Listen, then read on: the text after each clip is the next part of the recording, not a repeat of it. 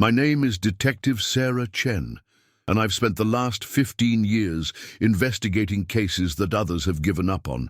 Cold cases, missing persons, the kind of mysteries that keep you awake at night, staring at evidence boards until your eyes burn and your coffee grows cold in forgotten cups scattered around your desk.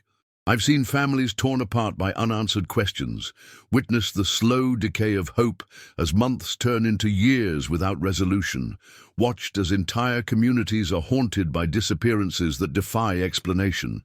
But nothing, absolutely nothing, prepared me for what I discovered about the Morrison family. What started as a routine review of a decades-old missing persons case turned into something that challenges everything I thought I knew about the nature of reality itself. It forced me to confront possibilities that exist far beyond the boundaries of conventional law enforcement, possibilities that most people would dismiss as science fiction or conspiracy theory. But I've seen the evidence with my own eyes.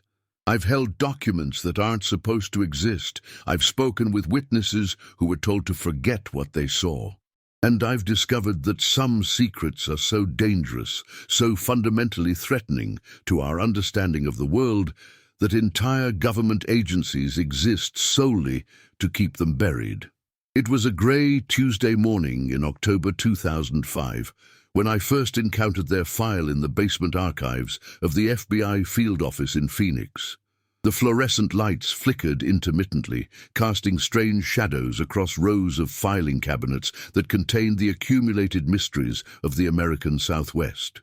I was working as a cold case consultant for the National Park Service, part of a new federal initiative to review unsolved incidents using modern technology and investigative techniques that hadn't existed when the original investigations were conducted.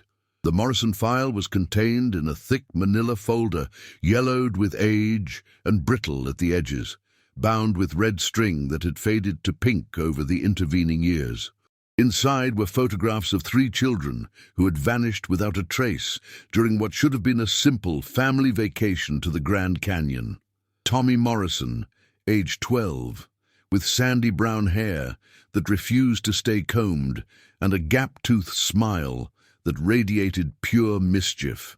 His twin sisters, Sarah and Emma, both 10, identical in almost every way, except for a small crescent-shaped scar above Sarah's left eyebrow, a souvenir from a bicycle accident the previous summer when she tried to jump a makeshift ramp in their backyard. 3 kids who walked into one of America's most visited national parks on a bright March morning in 1987 and simply disappeared into thin air, leaving behind only questions that would haunt investigators for decades. But here's what makes this case different from every other missing persons investigation I've worked in my career. What sets it apart from the thousands of other unsolved disappearances that fill law enforcement databases across the country.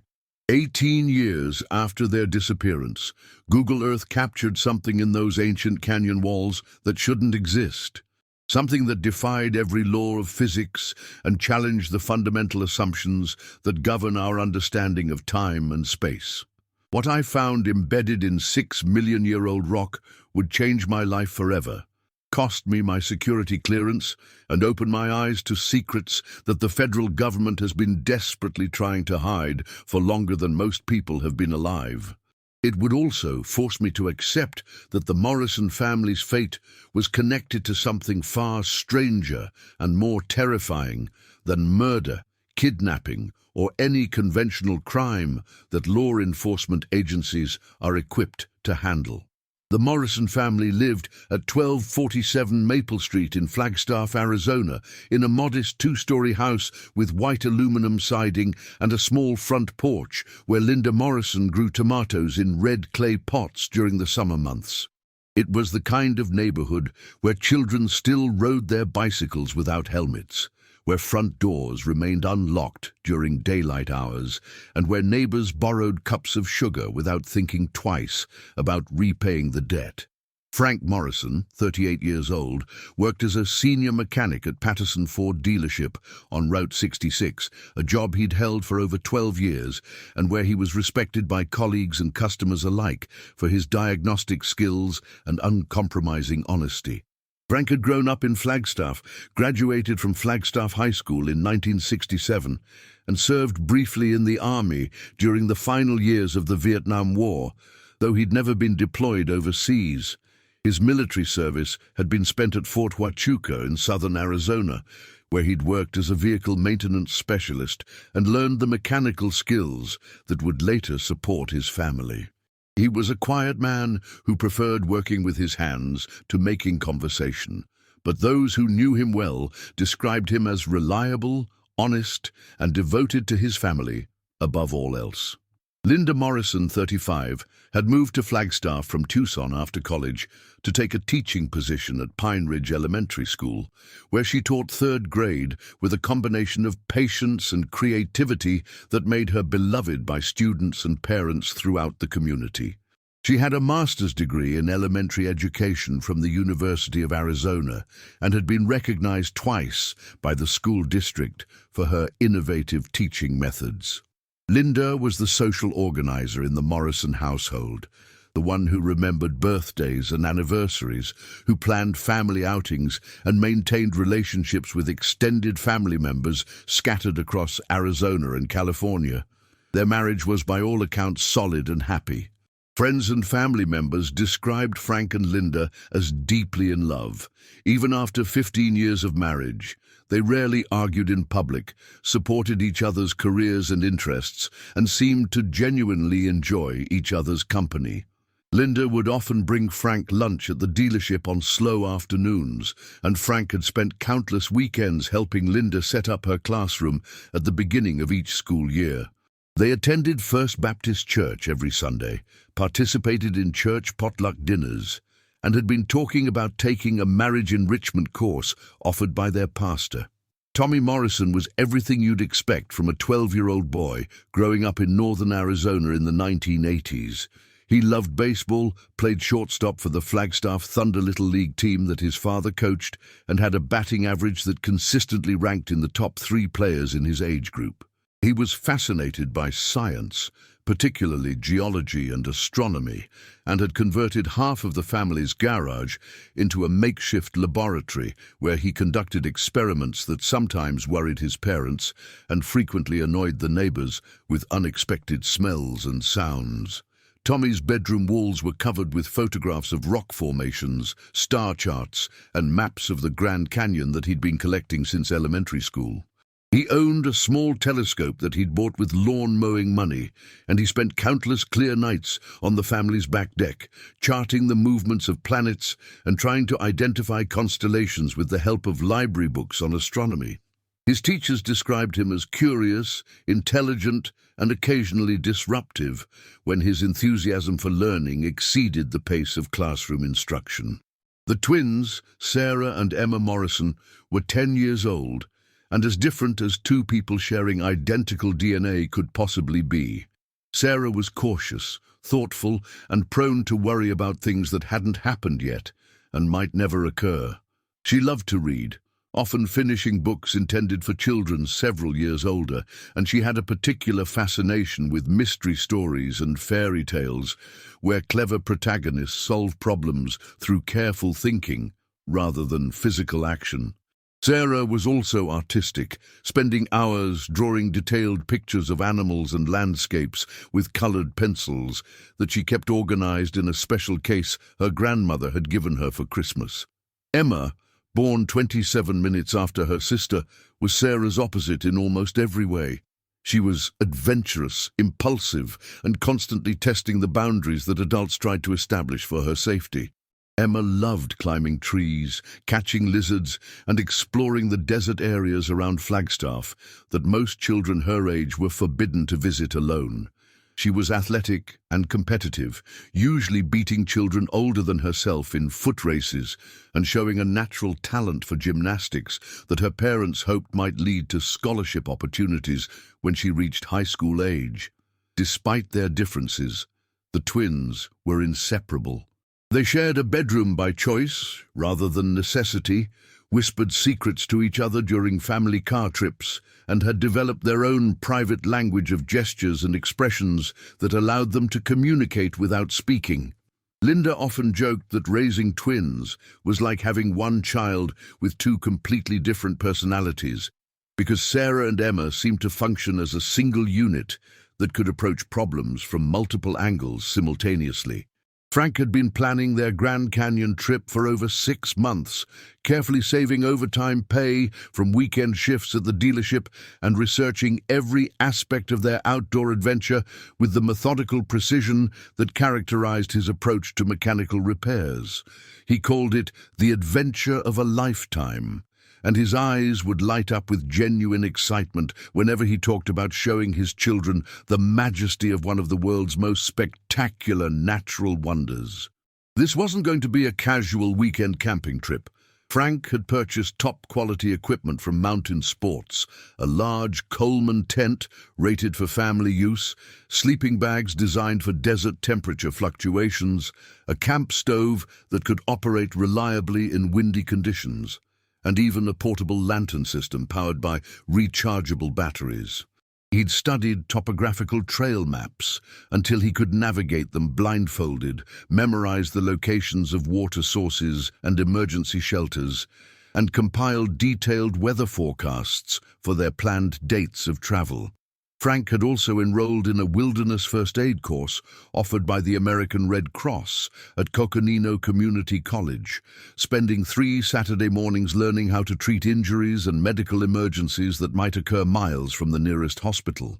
He'd practiced bandaging techniques on his family members, learned to recognize the symptoms of dehydration and altitude sickness, and carried a comprehensive medical kit that included everything from adhesive bandages to emergency antibiotics prescribed by their family doctor. Linda wasn't entirely comfortable with the camping idea, and she made no secret of her preference for the predictability of hotels, the luxury of hot showers and clean bathrooms, the security of locks on doors and telephones that actually worked when you needed them. Linda had grown up in Tucson, where her family's idea of outdoor recreation meant swimming pools and golf courses rather than hiking trails and sleeping bags. She'd never spent a night outdoors, except for childhood sleepovers in backyard tents, and the idea of being responsible for 3 children in the wilderness made her more nervous than she wanted to admit.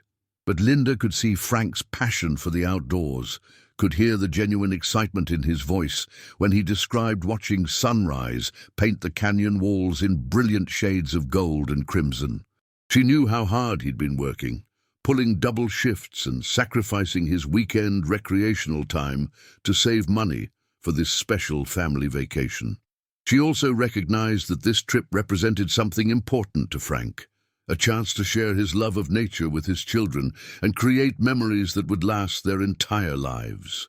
So Linda had agreed to the camping adventure, even embracing it enough to purchase new hiking boots from a specialty outdoor store and a lightweight sleeping bag designed specifically for women. She'd borrowed camping cookbooks from the library, practiced using the camp stove in their backyard, and even convinced Frank to let her plan some of the meals they'd prepare over their campfire. If they were going to spend 3 days sleeping on the ground, Linda was determined to make sure they ate well while doing it. Tommy was equally enthusiastic about the expedition, sharing his father's love of outdoor adventure and adding his own scientific curiosity about the geological wonders they'd be exploring. His bedroom had become a research center filled with library books about Grand Canyon geology, Native American history, and the plants and animals they might encounter during their hiking expeditions. Tommy had memorized facts about the canyon's formation, could recite statistics about its depth and width with the precision of a tour guide, and peppered his parents with questions about the ancient civilizations that had once called the canyon home. He'd been particularly fascinated by stories of the Anasazi people, the ancient cliff dwellers who had built elaborate settlements in canyon alcoves before mysteriously disappearing centuries ago. Tommy had read everything the Flagstaff Library contained about archaeological discoveries in the Grand Canyon, and he'd convinced his parents to let him bring his new camera so he could document any interesting rock formations or potential archaeological sites they might encounter during their hiking. Adventures. The twins, Sarah and Emma, approached the upcoming camping trip with characteristically different attitudes. Emma was excited about the adventure aspects, sleeping under desert stars, hiking trails that most of her classmates had never seen, and the possibility of encountering wild animals like elk, deer, or even mountain lions. She'd been practicing tying knots with rope she'd found in their garage, convinced that wilderness survival might require sophisticated rope work that she'd seen in adventure movies.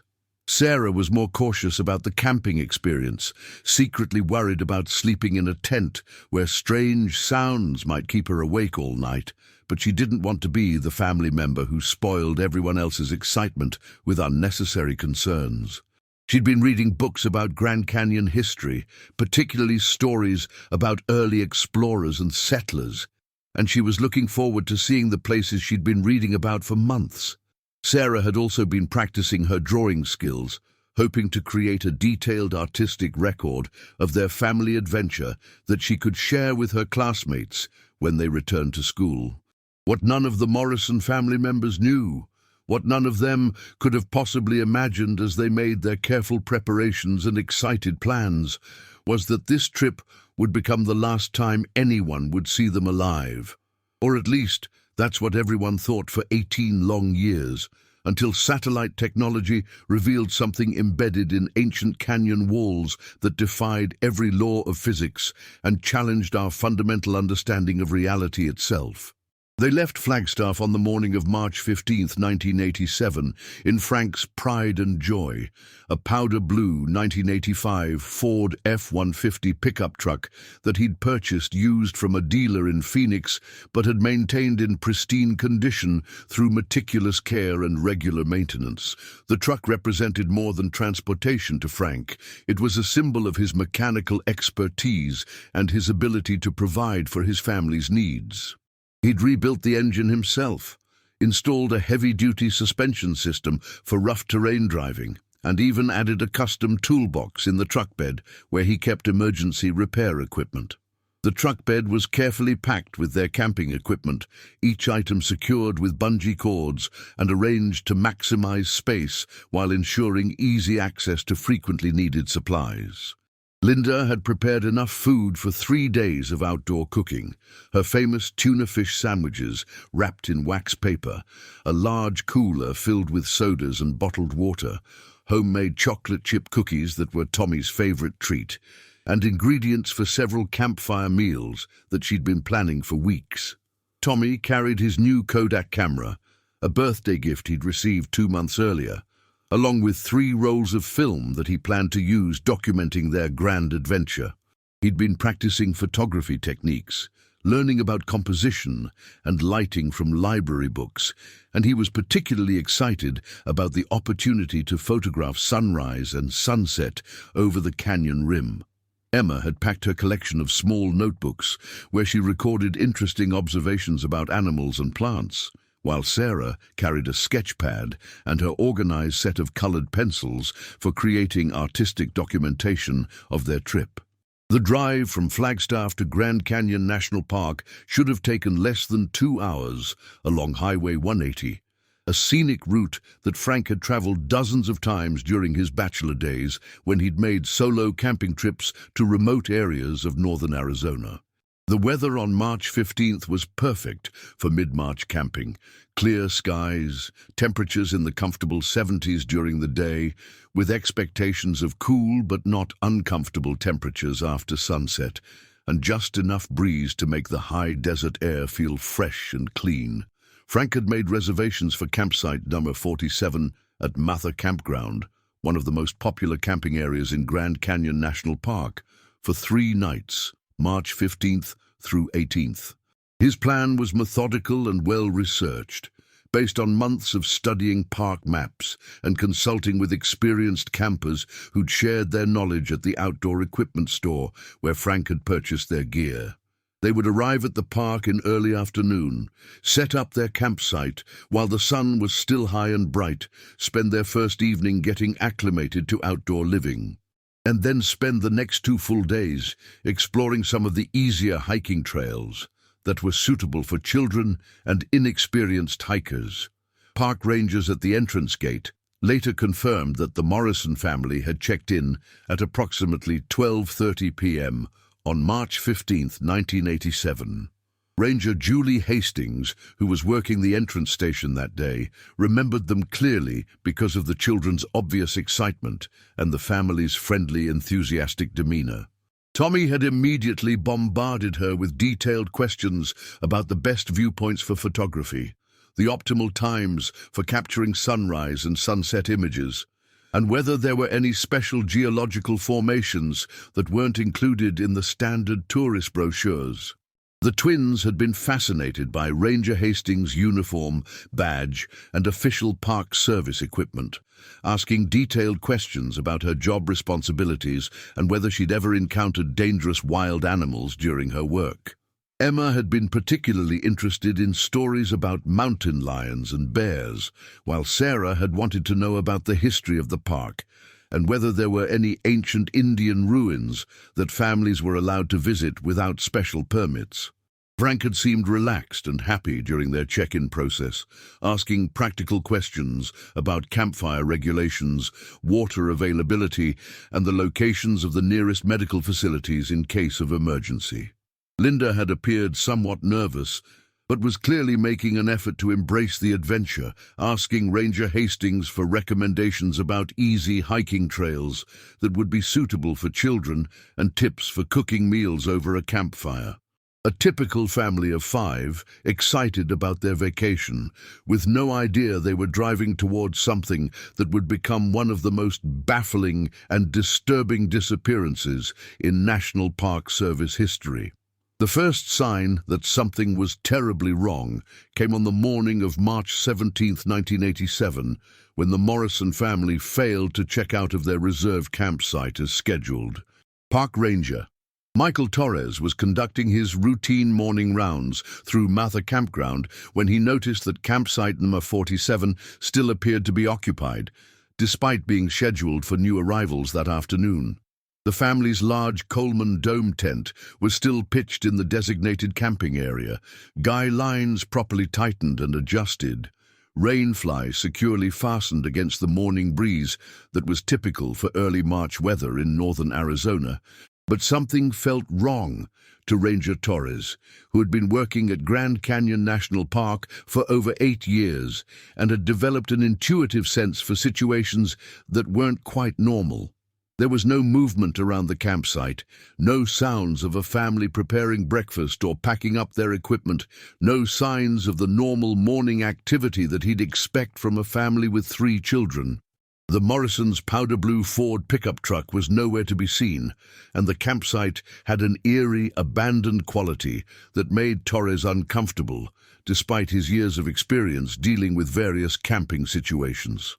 Torres approached the campsite cautiously and called out in a friendly voice, assuming that the family had simply overslept after a late night around their campfire. When no one responded to his calls, he walked closer to the tent and noticed that the front zipper was partially open, revealing a dark interior that seemed too quiet and still for a shelter that should contain 5 sleeping people. The silence was absolute and unsettling, broken only by the morning breeze moving through nearby pine trees and the distant sounds of other campers beginning their daily activities. The initial assumption was logical and relatively common. The Morrison family had packed up early and left the park without properly checking out with the camp host, probably eager to beat weekend traffic on their drive back to Flagstaff. It happened more often than park officials liked to admit, especially with families who were inexperienced campers and didn't fully understand the checkout procedures that were supposed to be followed when leaving reserved campsites. Torres made a note in his daily report and assumed that the situation would be resolved when the family called or returned to complete their checkout process. But when Frank Morrison failed to show up for his scheduled shift at Patterson Ford dealership on Monday morning, March 18th, his supervisor began making phone calls to determine why one of his most reliable employees had failed to report for work without any advance notice. Frank had never missed a day of work without calling in, and his absence was completely out of character for someone who took his job responsibilities seriously and prided himself on his professional reliability. When the children failed to return to Pine Ridge Elementary School on Monday, and when Linda didn't show up for her third-grade teaching duties, Linda's sister Margaret became genuinely concerned. She'd spoken to Linda on Thursday evening, March 14th, the night before they left for their camping trip. Linda had been excited but nervous about the outdoor adventure, chatting enthusiastically about the weather forecast and whether she'd packed appropriate clothing for the children's comfort and safety. Margaret knew her sister well enough to recognize that Linda would never extend a family vacation without calling to notify her principal and arrange for substitute teachers to cover her classroom responsibilities. Linda was conscientious about her professional obligations, and she'd been particularly concerned about missing school time during an important unit on Arizona history that she'd been planning for months. Margaret contacted the Flagstaff Police Department on Monday evening, March 18th, formally reporting her sister's family as missing persons. The police initially treated it as a routine inquiry, assuming that the Morrison family had simply decided to extend their vacation without notifying anyone back home. Families sometimes made spontaneous decisions to add extra days to camping trips, especially when children were enjoying outdoor activities and parents wanted to maximize their vacation time. But when the police contacted Grand Canyon National Park to verify the family's camping dates and learned about the abandoned campsite that had been discovered that morning, the investigation immediately took on a much more serious and urgent tone. By Tuesday morning, March 19th, park rangers were conducting a thorough forensic examination of campsite Nashua 47. And what they discovered there would haunt investigators for decades to come and launch one of the most extensive missing persons investigations in National Park Service history. The campsite looked exactly like a family had simply vanished in the middle of their normal morning routine, as if they had been instantly transported to another dimension while going about the ordinary business of camping life. The large Coleman tent was perfectly set up according to manufacturer specifications, guy lines tight and properly adjusted, rainfly secured with military precision that reflected Frank's attention to detail and his brief experience with Army field equipment during his military service years earlier. Inside the tent, personal belongings were arranged with almost obsessive neatness and organization that spoke to a family that had been planning to continue their camping adventure for at least another day. Linda's paperback romance novel, Summer of Love, by a popular author whose name I can no longer remember, lay open on top of her sleeping bag, bookmarked at page 127 with a pressed desert flower that she had apparently collected during their first day of hiking and exploring the canyon rim trails.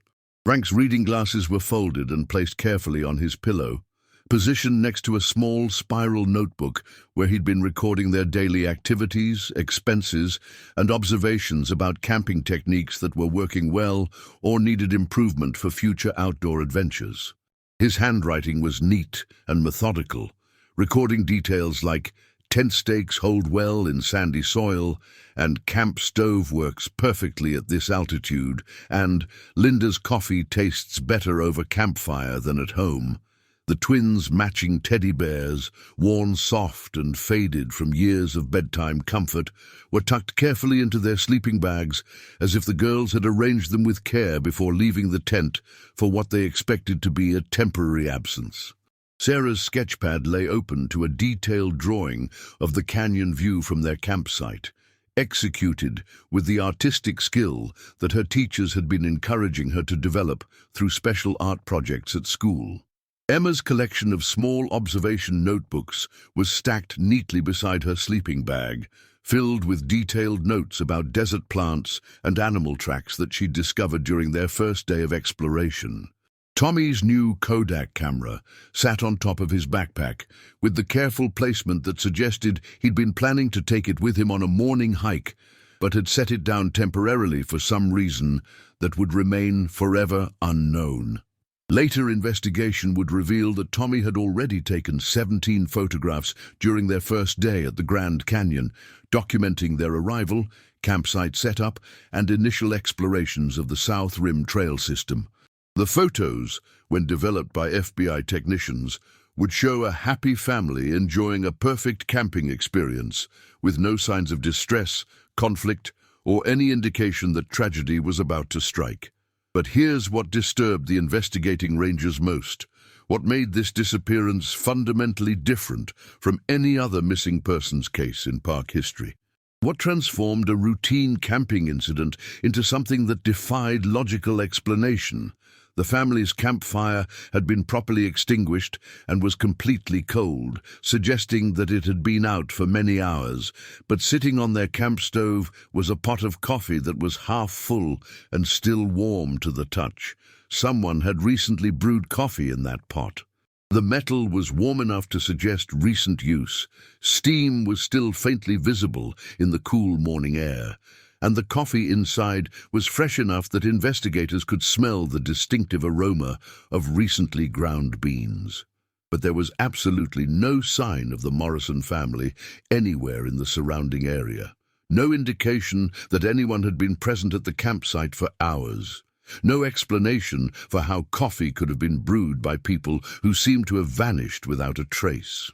It was as if the Morrison family had simply evaporated into thin air while going about their normal morning routine, leaving behind only the lingering aroma of fresh coffee and the eerie emptiness of personal belongings that had been arranged by people who clearly expected to return within a few minutes.